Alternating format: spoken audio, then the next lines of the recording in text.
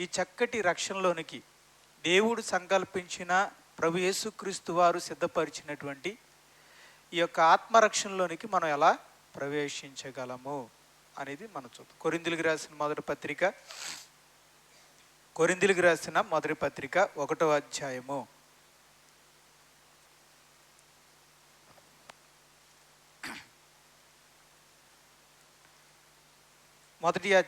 21వ వచనం. దేవుని జ్ఞానానుసారముగా లోకము తన జ్ఞానము చేత దేవునిని ఎరుగకుండినందున సువార్త ప్రకటనయను వెర్రితనము చేత నమ్మువారిని రక్షించుట దేవుని దయాపూర్వక సంకల్పమాయను. రైట్. రక్షణలోనికి ప్రవేశించడం అనేది వారసత్వంగా వచ్చేది కాదు, ఒక కుటుంబంలో పుడితే వచ్చేది కాదు. రక్షణలోనికి ప్రవేశం అనేది వ్యక్తిగతం.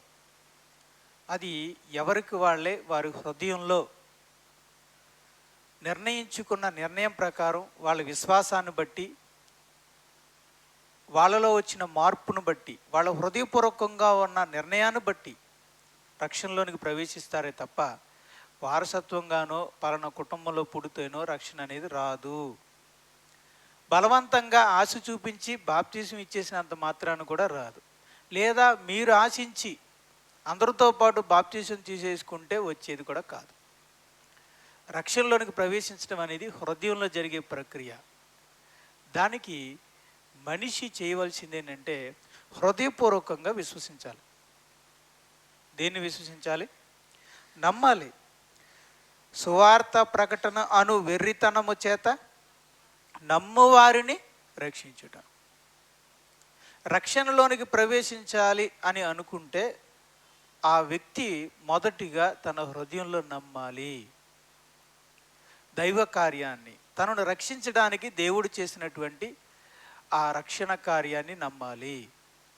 యేసు ప్రభు మానవుడిగా ఈ లోకానికి వచ్చి ఎలా శిలువ మీద ప్రాణం పెట్టాడో, ఎలా అమూల్యమైన, నిర్దోషమైన, నిష్కలంకమైనటువంటి రక్తాన్ని సమర్పించాడో, బలియాగముగా బలయ్యాడో, ఆ బలియాగాన్ని హృదయపూర్వకంగా నమ్మాలి.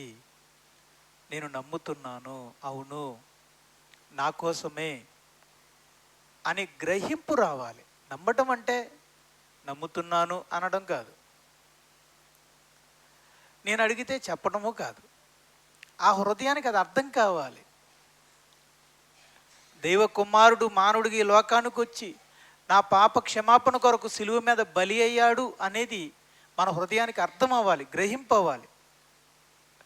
గ్రహింపైన వాడు మెల్ట్ అవుతాడు, కరుగుతాడు. మరి మెదడులో నమ్మినవాడు మామూలుగా అప్పు చెప్తాడు, నమ్మావా అంటే నమ్మాను అంటాడు. కానీ హృదయంలోనికి వెళ్ళినవాడు అతడు కరిగిపోతాడు. ఆ ప్రేమ, దేవుని ప్రేమ ఆ సిలువలో చూసినప్పుడు ఆ ప్రేమకు అతడు కరిగిపోతాడు. కరిగిపోవాలి. ఆ ప్రేమకు ఆకర్షించబడాలి. ఆ ప్రేమకు లోనైపోవాలి. తను తాను ఆయనకి సమర్పించుకునేలా మారిపోతాడు అన్నమాట. పేతురు రాసిన మొదటి పత్రిక 1వ అధ్యాయం. పేతురు రాసిన మొదటి పత్రిక 1వ అధ్యాయము 9వ వచనం. ఇప్పుడు ఆయనను కన్నులారా చూడకయే విశ్వసించుచు మీ విశ్వాసమునకు ఫలము అనగా ఆత్మరక్షణను పొందుచు. ఆత్మరక్షణ. కనుక ఆత్మరక్షణకు ఏం కావాలంటే ఒక పాపి హృదయంలో విశ్వాసం అనేది కావాలి. నమ్మాలి, గ్రహింపుతో నమ్మాలి. నమ్మకం చూడండి, నమ్మడం ద్వారానే ఆత్మరక్షణ వస్తుంది. ఓకేనా? రైట్. కనుక ఆత్మరక్షణ రావడానికి ముఖ్యముగా మనిషిలో, ఒక పాపిలో ఉండవలసినది ఏంటంటే విశ్వాసము. నమ్మడం వల్లనే రక్షణ వస్తుందే తప్ప మరేమీ కాదు. దేవుడు ప్రేమతో జరిగించిన శిలువ కార్యాన్ని ఒక వ్యక్తి హృదయపూర్వకంగా నమ్మడం వలన ఆత్మరక్షణ అనేది వస్తుందని బైబిల్ చెప్తుంది. ఓకే. మరొకటి అపోస్తుల కార్యాలు 2వ అధ్యాయం. అపోస్తుల కార్యాలు 2వ అధ్యాయము 38వ వచనం. పేతురు, మీరు మారు మనసు పొంది పాప క్షమాపణ నిమిత్తము ప్రతివాడు యేసుక్రీస్తు నామమున బాప్తిస్మం పొందుడి. రైట్, పొందుడి అని 2 చెప్పాడు ఆయన. ఒకటి మారు మనసు పొందుడి, రెండోది బాప్తిస్మము పొందుడి. నమ్మినవాడు మారు మనసు పొందాలి, మారు మనసు పొందిన తర్వాతే బాప్తిసం పొందాలి. అది లైన్. అంటే ఈ సిలువ త్యాగం అనేది నీకు గ్రహింపవ్వాలి. అంటే పిల్లోడిని అడిగిన యేసుప్రభు నీ కొరకు చనిపోయాడా అని అంటే చనిపోయాడనే అంటాడు, అది మెదడులోకి వెళ్ళింది. కానీ హృదయంలోకి వెళ్ళింది వేరుగా ఉంటుంది. సరౌండ్ అయిపోతాడు, లవ్ అయిపోతాడు, ఇంకా ఆ యేసుప్రభు ప్రేమలో పడిపోతాడు. యేసుప్రభుకి సమర్పించుకుంటాడు, తాను యేసుప్రభుకి సమర్పించుకుంటాడు అనమాట. ఓకేనా? రైట్. అలా సమర్పించుకున్నవాడు, సమర్పణపూర్వకంగా నమ్మినవాడు తన పాపముల విషయమే ఏమవ్వాలి? మారు మనసు పొందాలి. మారు మనసు పొందిన తర్వాతే ఏం పొందాలంటున్నాడు? బాప్తీసం అనేది పొందాలి. కనుక బాప్తీసం అనేది పెద్ద విషయం కాదు. బాప్తీసంతోనే రక్షణ వచ్చేస్తుందంటే కాదు, అలానే బాప్తీసం లేకుండా రక్షణ వస్తుందంటే రాదు. కాబట్టి బాప్తిస్మమే మెయిన్ కాదు, అసలు అది మెయిన్ కాదు. అసలు మెయిన్ అనేది ఏంటంటే హృదయంలో జరిగే దాన్నే మెయిన్ అనమాట. ఒక వ్యక్తి అంటే నేను అందుకే అన్నాను, రక్షణ అనేది నీళ్ళల్లోనో బాప్తిస్మంలోనో పైన కనబడేదానికి జరగదు. అది హృదయంలో జరిగే ప్రక్రియ. రక్షణ అనేది హృదయపూర్వకంగా జరిగే ప్రక్రియ. ఒక పాపి నా కొరకే యేసు ప్రభు సిలువ మీద బలి అయ్యాడు అనేది హృదయపూర్వకంగా నమ్మి కరిగిపోవాలి. రెండోదిగా తన పాపముల విషయమే మారు మనసు పొందాలి. మారు మనసు లేకుండా రక్షణ రానే రాదు. నేను తెగించి చెప్తున్నాను, మారు మనసు అనేది లేకుండా రక్షణ అనేది రాదు. ఎందుకనంటే చూడండి, లోకసువార్త 15వ అధ్యాయము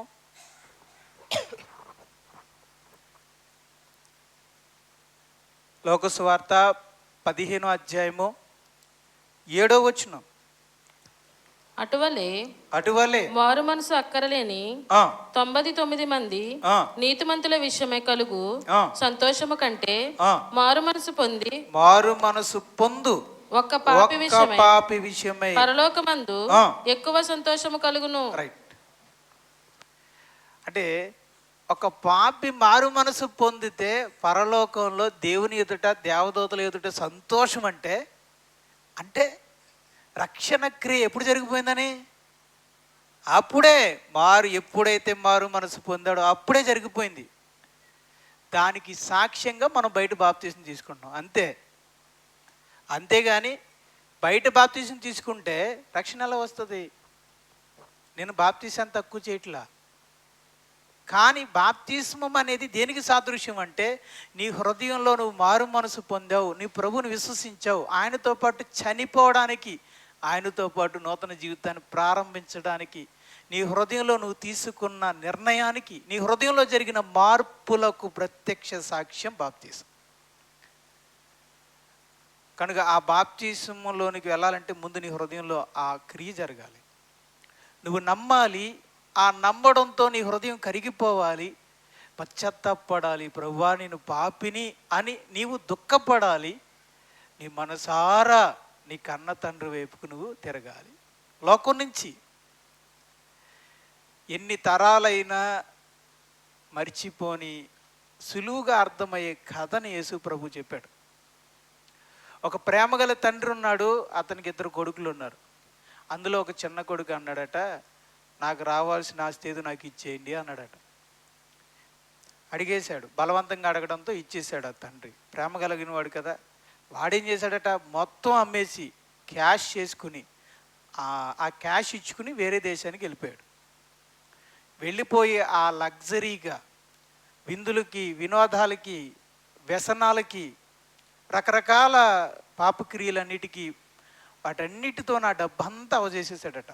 నిరుపేద అయిపోయాడట. ఇక ఎక్కడ తినడానికి తిండి లేకపోతే ఒక చోట పనులోకి చేరాడట. ఆ యజమానుడు ఏం చేశాడట, ఒరే నాకు పందులు ఉన్నాయి, పందులు గాయరా అన్నాడట. ఆ పందులు కాసే చోట అతడు ఉన్నప్పుడు తినడానికి తిండి సరిపోనప్పుడు, పందులకు పెట్టే పొట్టు కూడా తినేద్దామని అనుకున్నప్పుడు అప్పుడు వచ్చిందట. ఏంటది? బుద్ధి. దాన్నే గ్రహింపు అంటున్నాను నేను. గ్రహింపు వచ్చింది. ఏంటి గ్రహింపు వచ్చిందంటే, నేను ఇక్కడ పందుల దగ్గర కూర్చుని పంది తినేదాన్ని తినాలనుకునే దుస్థితిలో నేను ఇక్కడ ఉన్నాను. కానీ నేను ఎవరిని అంటే, ఒక ధనవంతుడైన ఒక ప్రేమ గల తండ్రికి కొడుకుని, భోజన బల్ల వద్ద నాకు నచ్చినవన్నీ నా తండ్రితో పంచుకుని తిన్నవాడిని. బహుమంది పనివాళ్ళు, మా నాన్నగారు ఒక తండ్రి కడుపు నిండా భోజనం చేస్తున్న అనేక మంది పనివాళ్ళు కలిగిన ఆ తండ్రికి ప్రియమైన బిడ్డని. కానీ ఈరోజు నేను ఇక్కడ ఉన్నాను. నేను ఇక్కడున్నానేంటి? ఈ స్థితిలో ఉన్నానేంటి?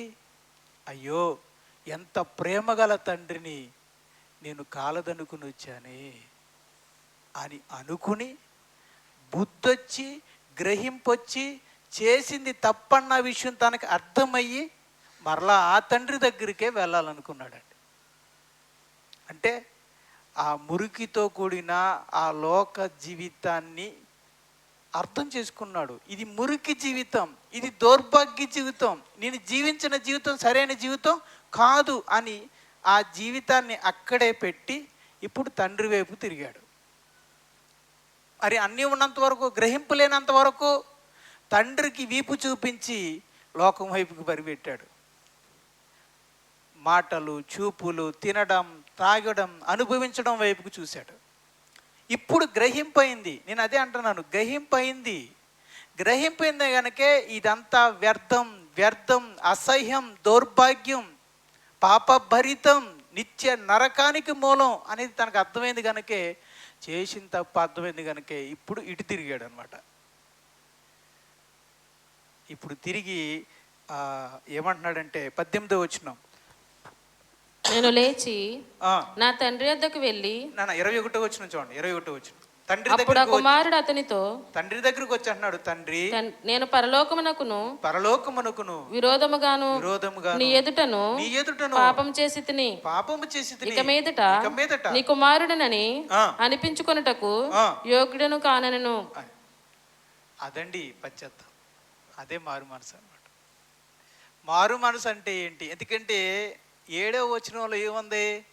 ఒక పాపి మారు మనసు పొందితే చాలు, పరలోకంలో సంతోషం. మరి మారు మనసు అంటే ఏంటి మనకు బాగా అర్థం అవ్వాలని యేసు ప్రభు కథ చెప్పాడు. మారు మనసు అంటే ఏంటి అని అంటే, లోకం వైపుకి వెళ్ళిపోయిన ఆ కుమారుడు బుద్ధి తెచ్చుకుని మరలా తండ్రి వైపు తిరిగి, నాన్న నేను తప్పు చేశాను నాన్న, ప్రేమ కలిగిన నిన్ను విడిచిపెట్టి వెళ్ళి నేను ఎంతో తప్పు చేశాను, అసలు నీ కొడుకుని అనిపించుకోవడానికి కూడా నాకు అర్హత లేదు, నీ పనివాళ్ళు ఒకడు పెట్టుకో నాయన అని అన్నాడట. అంటే నీ పనివాడిగా నీ పాద సేవ చేసుకునే భాగ్యం నాకు ఇవ్వు నాయనా అని అడిగాడు. అలాగే ఒక మనిషి గ్రహింపు తెచ్చుకొని ఈ లోకం వైపుకు మనం అందరం వెళ్తున్నామండి. మనం అందరం ఈ గ్రహింపు రానంత వరకు ఈ లోకంలో ఉన్న శరీరేచ్ఛ, నేత్రాశ, జీవపు డంబం, ఈ లోకాశల వైపుకు మనం తిరిగి వాటి మాయలో మనం పడిపోయి, మన శరీరం యొక్కయో మన మనసు యొక్కయో కోరికలు చెప్పున మనం నచ్చినట్టుగా, మనం ఇష్టం నచ్చినట్టుగా మనం జీవిస్తున్నాం, పాపులుగా ఉన్నాం, నరకానికి వెళుతున్నాం. అలాంటి మనము ఇలాంటి సువార్తను విని గ్రహింపు తెచ్చుకొని, అయ్యో నేను ఇలా వెళ్తున్నానేంటి, నేను ఇంత పాపినై ఉన్నానేంటి, ఇంత ఘోరముగా నేను జీవిస్తున్నానేంటి, పరలోకానికి విరోధంగా నేను పాపం చేశానే అని చెప్పి ఇటువైపుకు తిరిగి, పరలోకపు తండ్రి వైపు తిరిగి, తండ్రి నేను నీకు విరోధముగా పాపము చేసి తిని, దాన్ని ఏమంటారండి? ఒప్పుకోవడం. నేను పాపినని ఒప్పుకున్నాడు. రెండోది, దేవుని దగ్గర పశ్చాత్తాపడుతున్నాడు. మూడోదిగా దేవుణ్ణి క్షమాపణ కోరుతున్నాడు. అది మొదట తాను తప్పు చేశాడన్న విషయం తనకు అర్థమైంది. రెండోదిగా పశ్చాత్తాపడుతున్నాడు. మూడోదిగా దేవుడి దగ్గరికి వెళ్ళి క్షమాపణ కోరుతున్నాడు. ఇదేనండి మారు మనసు అంటే. ఇందులో కుమారుడు చూసారా ఏమంటున్నాడు? ఇప్పుడు నాన్న నీ కుమారుడిగా ఉండుటకు నేను యోగ్యుడను అది దాన్ని ఏమంటారు చెప్పండి? మనం ఒక పదం వాడతాం ఎక్కువగా, యోగ్యుడును కాను నీ పనివానిలో ఒకడుగా ఉండుటకు నాకు ఆకాశం ఏమంటున్నాడే, దాన్ని ఏమంటారు? దీనత్వం, తగ్గించుకోవడం. రక్షణ రావాలి అంటే ఏం కావాల్సిందే? దీనత్వం కావాల్సింది. అంటే దేవుడి దగ్గర ఇంత దిగిపోవాలి. కొడుకుగా ఉన్నవాడు పనివాడంతటి స్థాయికి వెళ్ళిపోయి మాట్లాడుతున్నాడు కదా. అలాగే మనం కూడా ఒక మనిషిగా మనకు ఒక ఇగో ఉంటుంది, మనకు ఒక అహం ఉంటుంది. ఆ అహాన్నంతా కూడా దేవుని పాదాల దగ్గరికి తీసుకొచ్చి కింద పెట్టి మాట్లాడాలి, బూడిదలో పెట్టుకుని మాట్లాడాలి. నా ఉద్దేశం కింద నేల మీదకి వచ్చి మనం మాట్లాడాలి. ఇది నాయనా నా పరిస్థితి. ఇప్పుడు నేను అడుగుతున్నాను, మీలో ఎవరైనా, నేను అడుగుతున్నాను, రక్షణ రావాలి అంటే నేను పాపిని, పరలోకానికి విరోధముగా నేను పాపము చేసి తిని అని ఒప్పుకోవలసిందే. ఒప్పుకోకుండా, పశ్చాత్తాపడకుండా, ప్రభు వైపుకు తిరగకుండా, క్షమాపణ అడగకుండా రక్షణ రానే రాదు. రక్షణ రానే రాదు. కొరింథీయులకు రాసిన మొదటి పత్రిక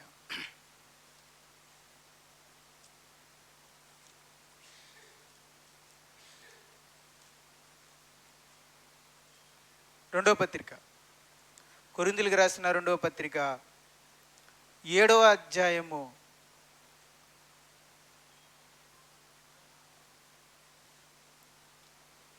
9వ వచనం. మీరు దుఃఖపడితిరని సంతోషించుట లేదు గాని మీరు దుఃఖపడి మారు మనసు పొందితిరని అంటే మారు మనసు పొందేవాడు ఏడుస్తాడు. ఆ తప్పిపోయిన కుమారుడు తండ్రి దగ్గరకు వచ్చినప్పుడు ఆ మాటలు అంటున్నప్పుడు ఎలా ఉంటాడు? ఒకసారి సీను ఊహించుకోండి. నవ్వుతూ ఎటకారంగా మాట్లాడుంటాడా? తగ్గింపుతో ఏడుస్తూ అనుకుంటాడు, నాన్న నీ తప్పు చేశాను నాన్న, నీ ఆస్తిని అంతా పాడు చేశాను నాన్న అని కదా. అలాగే మారు మనసు పొందినోడు ఏడుస్తాడు. నేను అందుకే అప్పుడప్పుడు అడుగుతాను, నువ్వు ఎంత ఏడుస్తున్నావు అని. నువ్వు ఎంత ఏడ్చావు? నేను అందుకే చాలామందిని ప్రోత్సహిస్తాను, ఏడవండి, కన్నీటి ప్రార్థన చేయండి, దుఃఖపడండి.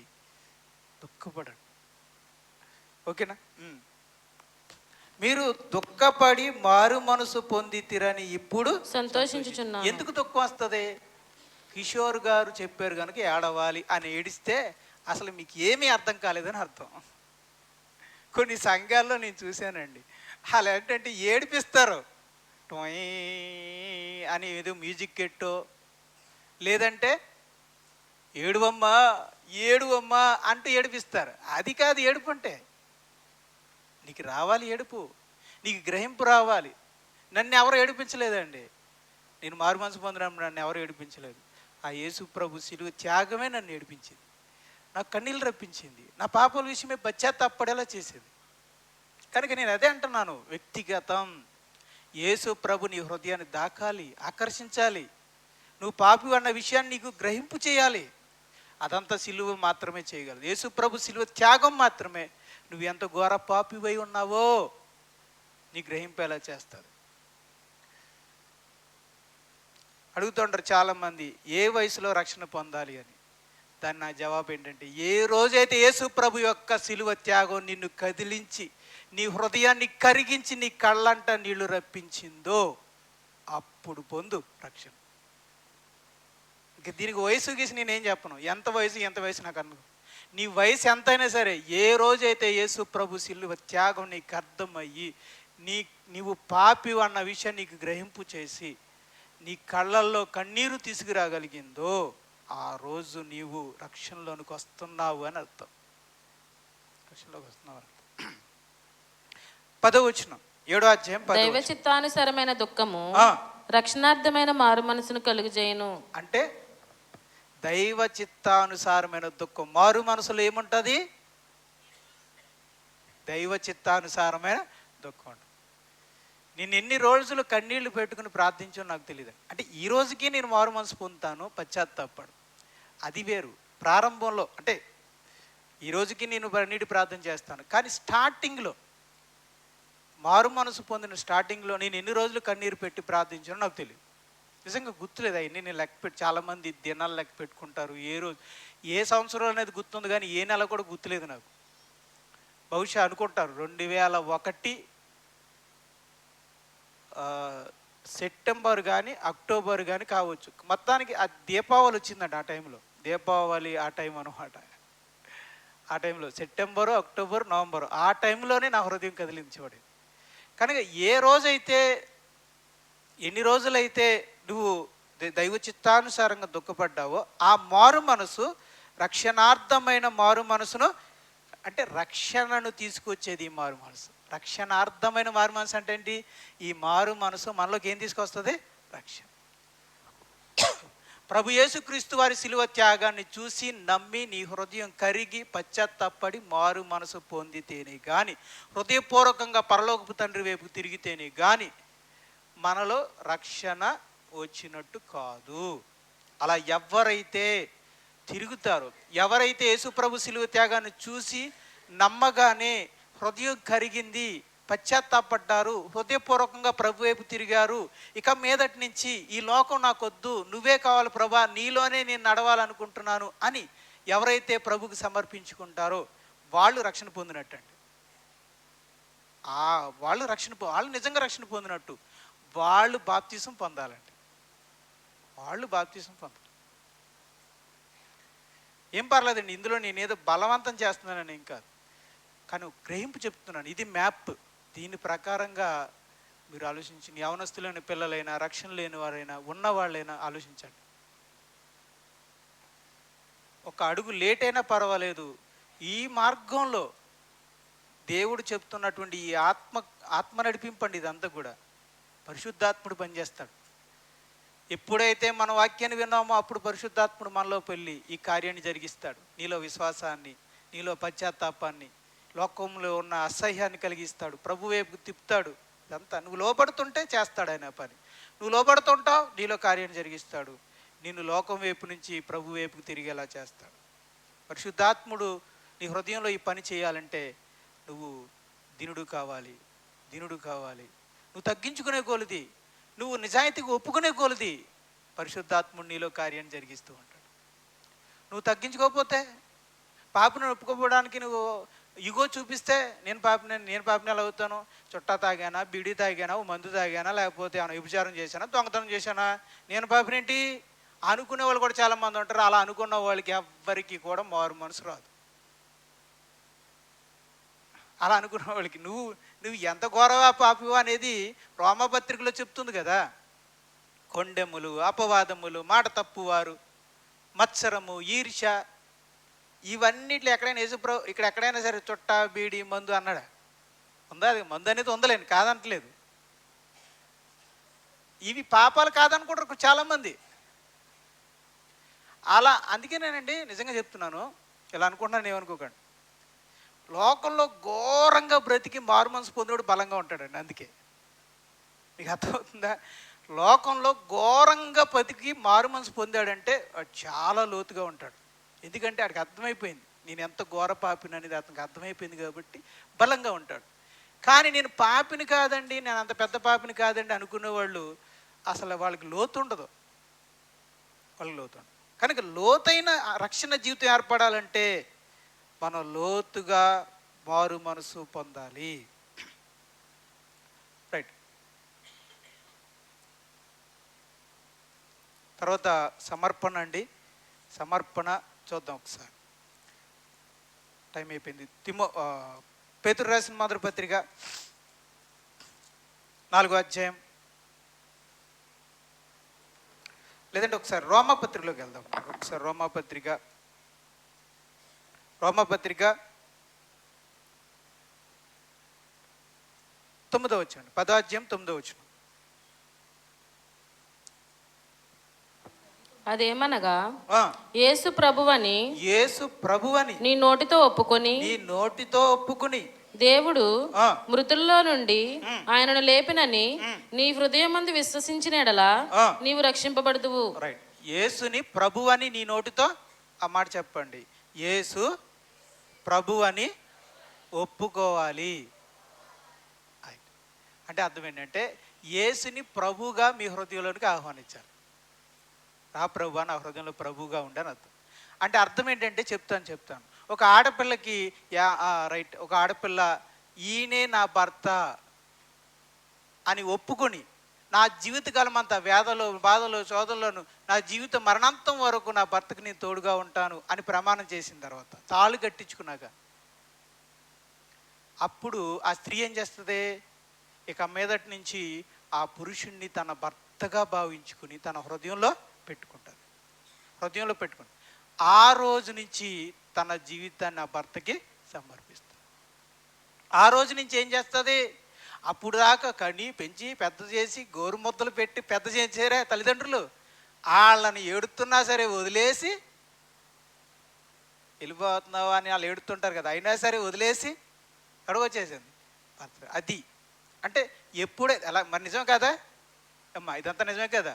రైట్. అంటే మీకు ప్రేమ లేదని కాదు, అయితే నన్ను క్షమించండి, నా ఉద్దేశం ఆ ఉద్దేశం కాదు. మీకు ప్రేమ లేదని కాదు, అంటే ఆ తల్లిదండ్రులే ఎవరికి కలిపారు? మిమ్మల్ని భర్తకు కలిపారు కనుక ఇక మీదట మీరు భర్తతో కలిసి జీవిస్తారు. అలాగే ఒక స్త్రీ తన తల్లిని తండ్రిని విడిచిపెట్టి తనకు భర్తగా మారినటువంటి ఆ పురుషుణ్ణి హత్తుకుని జీవితకాలం అయితే ఎలాగైతే బతుకుతాదో అలాగే ప్రభు అని ఒప్పుకోవడం అంటే ఏంటంటే లోకాన్ని సాతాన్ని, చెప్పండి, లోకాన్ని సాతాన్ని విడిచిపెట్టి వదిలేసి వచ్చి ఇప్పుడు దాకా ఆల్తాను కదా జీవించాం మనం. ఒకటి లోకము, రెండు సాతాను, ఈ ఇద్దరితో కలిసి ఇంతవరకు జీవించాం. వాళ్ళిద్దరిని వదిలేసి యేసు ప్రభుని హత్తుకుని ఇక మీదట నా జీవితకాలం అంతా నీతోనే నడుస్తాను ప్రభువా అని చెప్పడం అనమాట. దాని అర్థం ప్రభుని ఒప్పుకోవడం అంటే అర్థం. అంటే ఇప్పటి వరకు నా ఇష్ట ప్రకారంగా నేను నడిచాను, ఇక మీదటి నుంచి నీ ఇష్ట ప్రకారంగా నడుస్తాను ప్రభువా, నన్ను నీకు నా జీవితాన్ని నీకు సమర్పించుకుంటాను. అందుకే అడుగుతాం అప్పుడప్పుడు, అమ్మ మరి నీ జీవితాన్ని ప్రభుకు సమర్పించుకోవడానికి నీకు ఇష్టమేనా? ఇష్టమేనండి అని అంటారు. ఒక పెళ్లి కూతురు ఎలాగైతే అమ్మ నేను భర్తగా స్వీకరించడానికి నీకు ఇష్టమేనా అంటే ఇష్టమేనని పెళ్లి కూతురు చెప్తుంది. అలాగే మీరు కూడా అడిగినప్పుడు అలాగే చెప్తున్నారు, కానీ నిజంగా సమర్పించారా లేదా అనేది మీకే తెలియాలి. ఇదంతా హృదయంలో జరిగేది. ఏదో పైకి మేము అడుగుతాం, నమ్మావా అంటే నమ్మామంటాం, మారుమనసు పొందామంటే పొందామంటారు. మరి సమర్పించుకోవడానికి నీకు ఇష్టమేనా అంటే ఓకే అంటారు. కానీ నిజంగా హృదయంలో నమ్మారా, మారుమనసు పొందారా, నిజంగా సమర్పించుకున్నారా అనేది ఒకటి మీ హృదయానికి తెలియాలి, రెండోది ఆ దేవునికి తెలియాలి. ఆ దేవుడు నమ్మితేనే, దేవుని ఎదుట నిజంగా జరిగింది, ఆ దేవుడికి నిజంగా జరిగిందని అనిపిస్తేనే మీ ఆత్మకు రక్షణ అనేది ఇస్తాడు అన్నది మర్చిపోవద్దు. ఇలా మనం రక్షణ పొందాలండి, ఓకేనా? ఈ విధంగా రక్షణ పొందాలి. ఇందులో విశ్వాసం ఉంటుంది, మారు మనసు ఉంటుంది, జీవిత సమర్పణ ఉంటుంది, ఆ తర్వాత లాస్ట్లో బాప్తీసం ఉంటుంది. ఇవన్నీ ఉంటేనే అది రక్షణలోకి ప్రవేశం. ఈ విధంగా చాలా అద్భుతమైన ప్రవేశం కదండి, చాలా అద్భుతమైన అంటే మనిషి హృదయంలో మార్పు ద్వారా, విశ్వాసము ద్వారా, తన్ను తాను తగ్గించుకునడం ద్వారా, జీవితాన్ని సమర్పించుకునడం ద్వారా ఈ రక్షణలోనికి ప్రవేశించగలమే తప్ప పలుకుబడితోనో, రాబడితోనో, డబ్బుతోనో ఈ రక్షణలోనికి ఎవ్వరూ రికమెండేషన్ ద్వారా రక్షణలోకి ప్రవేశించగలరా? ప్రవేశించలేరు. డబ్బు పెట్టో మరి ఏదైనా పెట్టో మనం ఏదైనా ఒక స్కీమ్లోకి జాయిన్ అయిపోవచ్చేమో, కానీ ఈ లోక పలుకుబడిని బట్టి రక్షణలోకి ప్రవేశించలేం. మన హృదయంలో జరిగే ఈ మార్పులను బట్టే మనం రక్షణలోకి ప్రవేశించగలం. రైట్. ఈ రక్షణలో వచ్చే దీవెనలు ఏంటో చెప్తానన్నాడు. ఒకటి, మనం ఎప్పుడైతే రక్షణ పొందామో దేవుడు మనకిచ్చే గిఫ్ట్ పరిశుద్ధాత్ముడు. చెప్పండి, పరిశుద్ధాత్మ వరం. చెప్పండి, రైట్. నెక్స్ట్, మన పాపాలన్నీ క్షమించబడతాయి. 3, మనం నిర్దోషులుగా ఎంచబడతాం. 4, మనం దేవుని పిల్లలైపోతాం. ఇది ఎప్పుడైతే రక్షణలోకి ఒక వ్యక్తి ప్రవేశించగానే అతనికి దేవుడు ఇచ్చేటువంటి వరాలు ఏంటంటే, మొదటి వరం పరిశుద్ధాత్మ వరము, రెండోది పాపముల క్షమాపణ, మూడోది నీతిమంతవము, 4వది దేవుని పిల్లలు అవుతారు. ఎంత గొప్ప బాధ్యత అండి ఇది. రైట్. ఆ తర్వాత ఈ విషయం చెప్తాను చేద్దాం. రక్షణలోకి మీరు ప్రవేశించారు కదా, మనం రక్షణలోనికి ప్రవేశించాక అడుగుపెట్టాక యేసుప్రభు ఏమన్నాడు? ఇరుకు ద్వారమున ప్రవేశింప పోరాడుడి అన్నాడు. ఇది ఇరుకైన మార్గం అన్నాడు. ఇరుకైన మార్గం అంటే ప్రవేశమే ఉంటుందా, తర్వాత నడక కూడా ఉంటుందా? అమ్మ ఏం చేయాలి? నడకాలి. ఎంతవరకు నడగాలి? జీవితకాలం అంతా నడవాలి. ఇది ఇరుకైన దారిలో నడక. రక్షణ మార్గం అనేది ఇరుకైనటువంటి మార్గం, అందులో నడవాలన్నమాట. మరి ఈ రక్షణలో నడవడానికి, ఎదగడానికి, మనం దేవుని స్వరూపంలోకి రావడానికి దేవుడు మనకి 4 సాధనాలు ఇచ్చాడు నా గ్రహింపు ఉన్నంత వరకు. 1 పరిశుద్ధాత్మ వరం, బైబులు, ప్రార్థన, సంఘం. ఈ 4 సాధనాలు ఇచ్చాడు. చెప్పండి నాన్న. పరిశుద్ధాత్మ వరం, 2ది బైబులు, 3ది ప్రార్థన, 4ది సంఘము. ఈ 4 ఇచ్చాడు. మరి ఈ 4టిని ఏం చేయాలి? మనం చక్కగా జిప్పు పెట్టేసి, అంతేనా, జాగ్రత్తగా కాపాడుకోవాలి. ఇలా పెట్టుకోవాలి, రాత్రిపూట తలకడ పెట్టుకోవాలి. అంతేనా? దీన్ని ఎలాగైనా వాడాలి. ప్రార్థనకి వెళ్ళేటప్పుడు ఇలా తీసుకెళ్ళాలి. అంతేనా? కాదు. దీన్ని ఏం చేయాలి? ప్రతిరోజు మనకి ఇది ఫుడ్ అనమాట. రక్షణ పొందిన మనకి ఆహారం ఏంటి? రోజు భోజనం ఏంటి అనుకుంటున్నారు? ఇదే. కనుక మీరు తినాలన్నమాట దీన్ని భోజనం అండి. నేను చెప్తున్నాను, ఒక రక్షణ పొందిన వ్యక్తికి భోజనం ఏంటంటే బైబిల్. భోజనం చేయాలి. మీరు రోజు భోజనం చేస్తున్నారా? అదే బైబిల్ భోజనం చేస్తున్నారా? అది బైబిల్ భోజనం చేయాలి. 2వదిగా ప్రార్థన చేయాలి. ప్రార్థన చేసుకోవాలి. మీకు ప్రార్థన రాకపోతే యేసుప్రభు ఒక ప్రార్థన నేర్పాడు కదా, ఆ ప్రార్థన చూసైనా నేర్చుకోండి ఎలా చేయాలి. తర్వాత ఇంకేంటండి? సంఘాన్ని ఉపయోగించుకోవాలి. ఇదిగో ఈరోజు మీరు సంఘాన్ని ఉపయోగించుకున్నారు. ఈ సంఘము, సహవాసము, చక్కగా ప్రార్థనలు ఇవన్నీ. ఓకేనా? తర్వాత ఇంకోటి ఉందండి, అసలైంది మనం ఉపయోగించుకోవాల్సింది ఏంటండి? పరిశుద్ధాత్మ వరం. పరిశుద్ధాత్ముడు మన హృదయంలో పనిచేస్తున్నాడు. అటువలనే మన బలహీనతలను చూచి ఆయన మనకు సహాయము చేయుచున్నాడు అని ఉంది రోమపత్రికలో.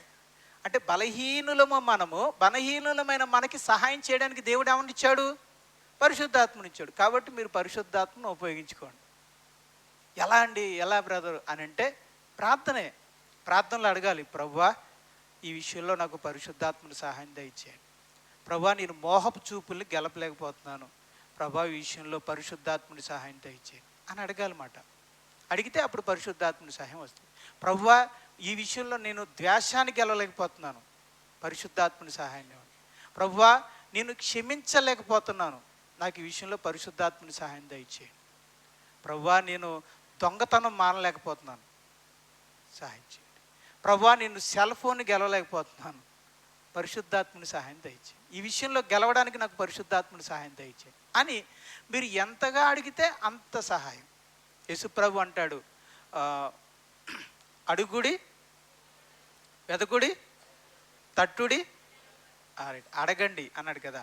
మీ పరలోకపు తండ్రిని అడిగిన ఎడల ఆయన పరిశుద్ధాత్మను మరింత నిశ్చయముగా మీకు అనుగ్రహించును. పరలోకపు తండ్రిని అడగాలే కానీ పరిశుద్ధాత్మను మనకి ఎంతో నిండుగా సమృద్ధిగా దేవుడు దయచేస్తాడు. ఇలా ఈ 4టిని మనం ఉపయోగించుకొని ఎదగాలన్నమాట.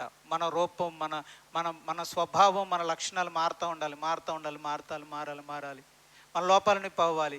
మనలో ఏ రూపం రావాలి అమ్మా? ఏ రూపం రావాలి? క్రీస్తు స్వరూపం. ఎవరి లక్షణాలు రావాలి? యేసు ప్రభు యొక్క లక్షణాలు. ఇప్పుడు నేను జాగ్రత్తగా స్టార్టింగ్లో పాయింట్ చెప్పాను, గుర్తుందా? దేవుడు మనల్ని ఎందుకు పుట్టించాడు? తన రూపములో తన పోలిక చొప్పున మనం అందరం జీవించాలి. ఇప్పుడు క్రీస్తు యేసునందు అది మన వలన సాధ్యం కాలేదని ఈరోజు క్రీస్తునందు దాన్ని సాధ్యపరుచుకుంటున్నాడు దేవుడు. ఏదైతే ఆయన నిర్ణయం మళ్ళీ మారలేదు, చూసారా? ఆయన అదే మాట మీద ఉన్నాడు, అదే ఆలోచనలో ఉన్నాడు. ఏంటంటే మొత్తానికి ఈ రోజైనా సరే మనమైనా సరే ఆయన రూపంలోకి, ఆయన స్వరూపంలోకి మారాలని, నీతి న్యాయములను అనుసరించి జీవించాలనే దేవుడు కోరుకుంటున్నాడు. ఓకేనండి, రైట్.